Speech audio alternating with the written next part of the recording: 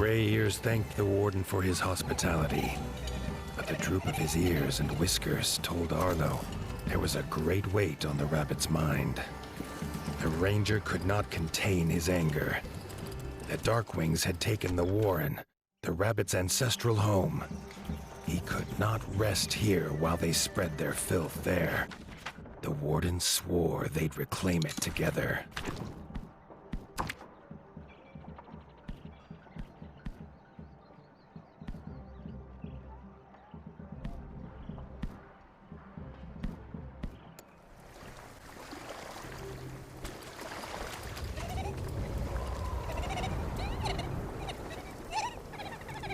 The ranger was fueled by his fury, barely pausing on their journey for food or rest. Arlo thought it almost matched his own.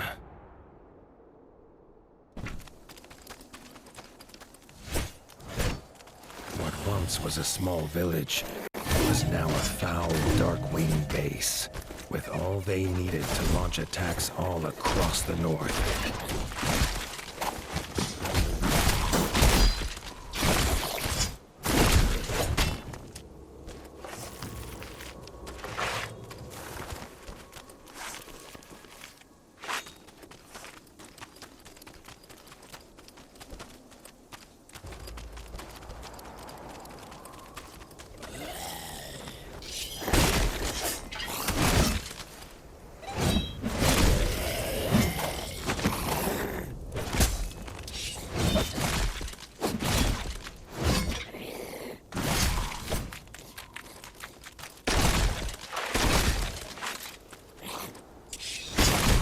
And the ranger fought tooth and paw, bow and blade, to drive back the bat filth.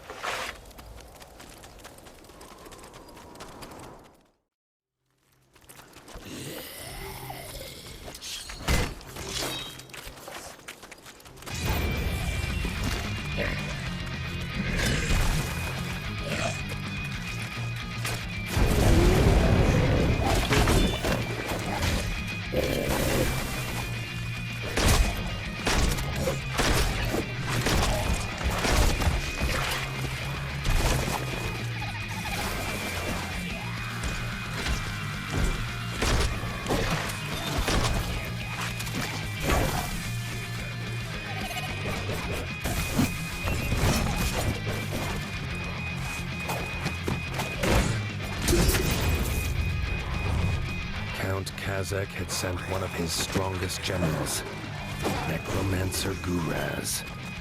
His defeat would rob the bats of a great weapon.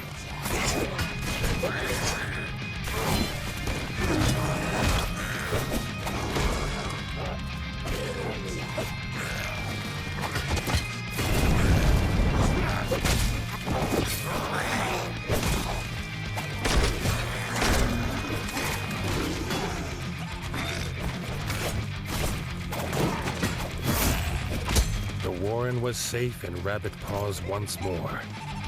Gray Ears swore that if the Warden of the Wastes ever called for help, the rabbits would answer. At Winter's Edge, the rabbits celebrated that their homes were safe once more. They longed to feel the crunch of snow under paw.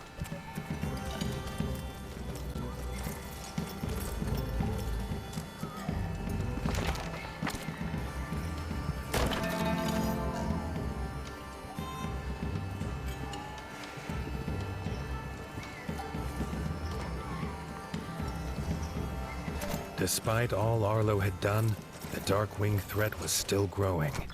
The North was running out of time. He told Leaf to call the War Council. Tomorrow they would make their plan.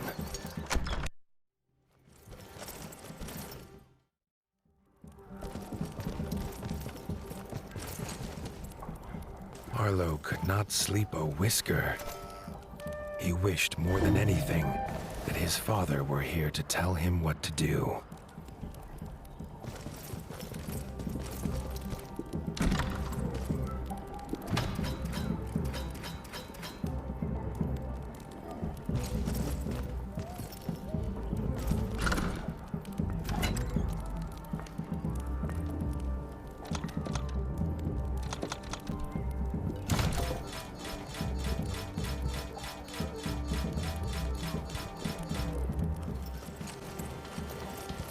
The nervous chatter silenced at Arlo's entrance. He did not sweeten the truth. The Darkwing numbers grew. They would return, and Winter's Edge could not stop them alone. He called Robin forward. Arlo was raised on tales of how the North could not rely on Southern kings. But he was desperate. The Ranger was sure King Reggie would prove different. Ordering the council to prepare for war, they set course for the Crimson Keep.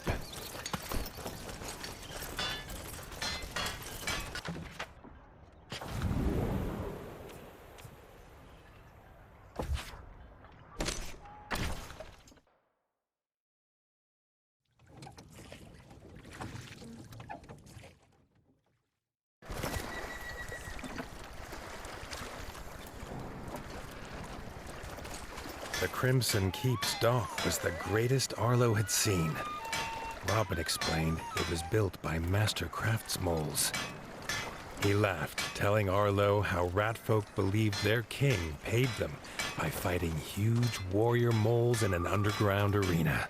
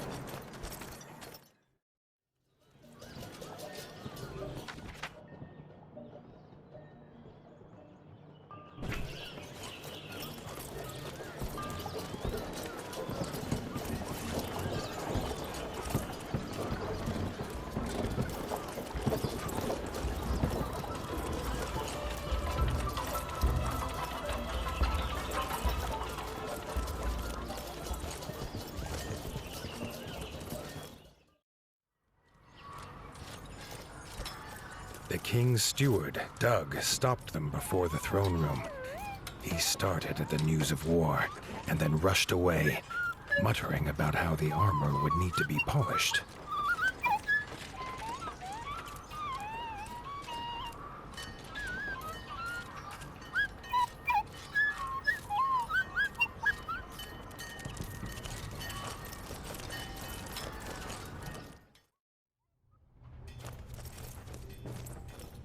Dennis, the king's brother, was also curious to see this northerner.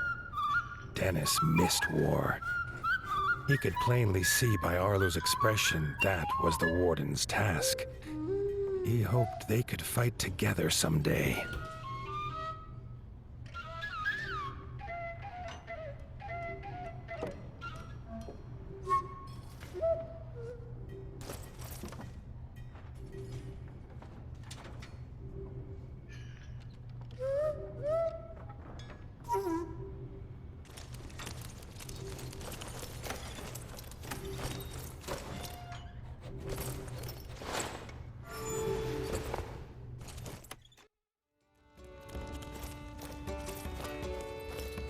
Arlo was nervous to meet this king.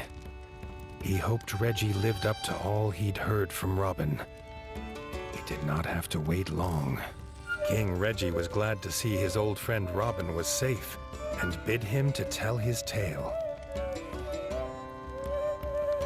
Robin told of the death of his son by the ferocious Darkwings, and begged the king prepare his forces to go north.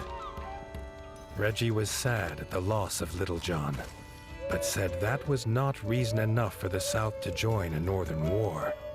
The king wished them well and turned to go.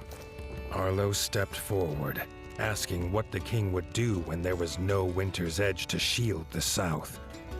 If they sent no help now, the Darkwings would not stop at their borders. Reggie listened to Arlo tell his tale. It brought back terrible memories of a father lost and a land left in ruin. A tale not unlike this young warden's. He held out his paw in friendship. king and warden, united, could stop any foe. The southern ratfolk would not simply leave the warmth of their homes for frozen lands they had never seen. A trial by combat would prove his worth. Arlo agreed. He would do whatever it took.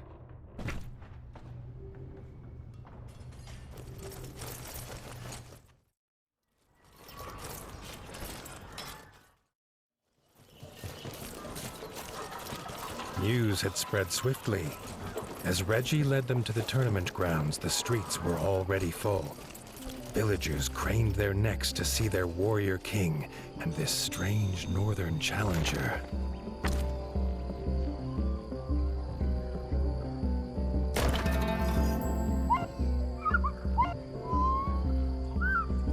Doug was an unlikely opponent for the first round.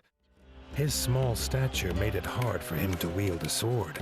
But when it came to fighting for his king, Doug stood 10 paws tall.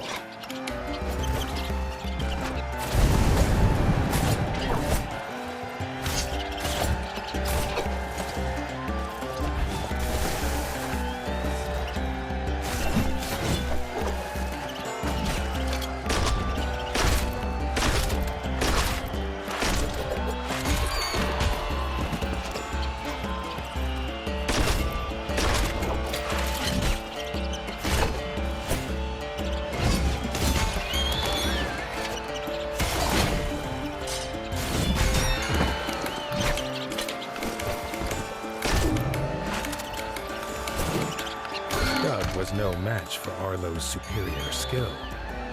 Reggie could already see this would be a tournament that they would squeak of through the ages.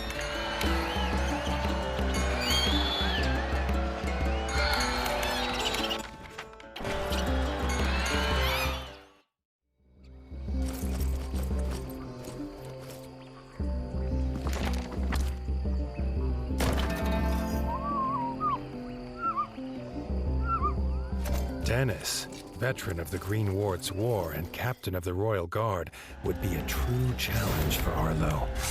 The crowd's cheers for the king's brother echoed off the arena walls.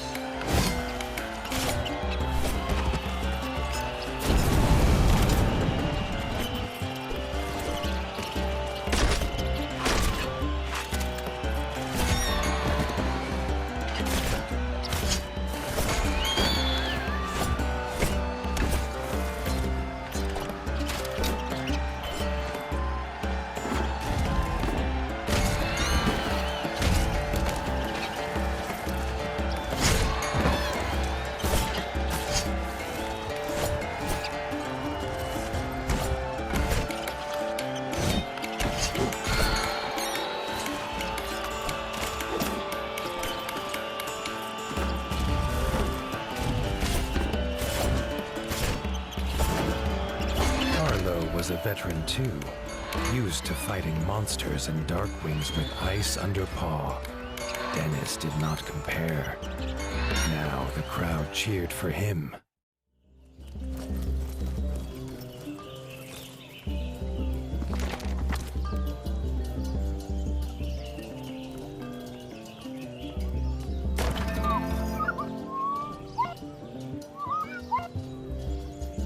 Arlo's final opponent was the king himself. Reggie had seen off the frog invaders almost single-pawed and was beloved by his subjects. This fight would be a tale for their times.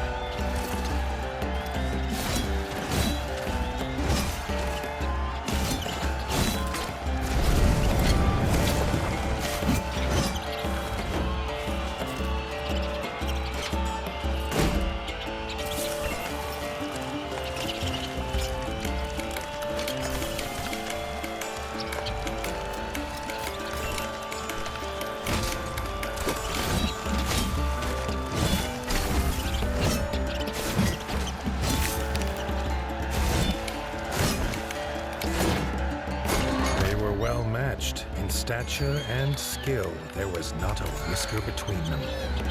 They shook paws in truce. No rat could doubt Arlo's worth now. Reggie said to meet him by the docks. Together, they would wipe out the Dark Wings once and for all. Together, they would attack Mount Cauldron.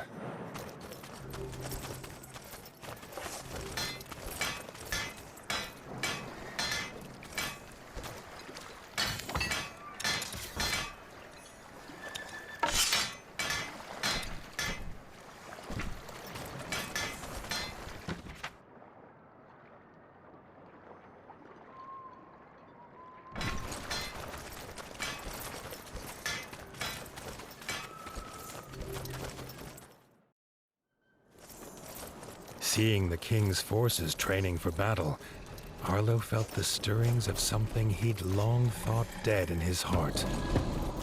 Hope. At the dock, Arlo's little heart leapt again at the strange contraption. If it was a boat or a house, he could not tell, nor why it had a giant sleeping fuzzlebug atop it. From inside emerged King Reggie. He was not alone. King Reggie introduced Bertle. Arlo felt something comforting in the turtle's presence.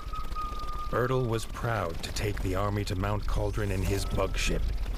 They would make camp at Highland View, where Arlo could find them when his forces were ready. In a flap of its wings and a cloud of gas, the fuzzlebug took King Reggie and his army north. Whatever tasks Arlo had to finish, now was the time. Once the war began, there would be no turning back.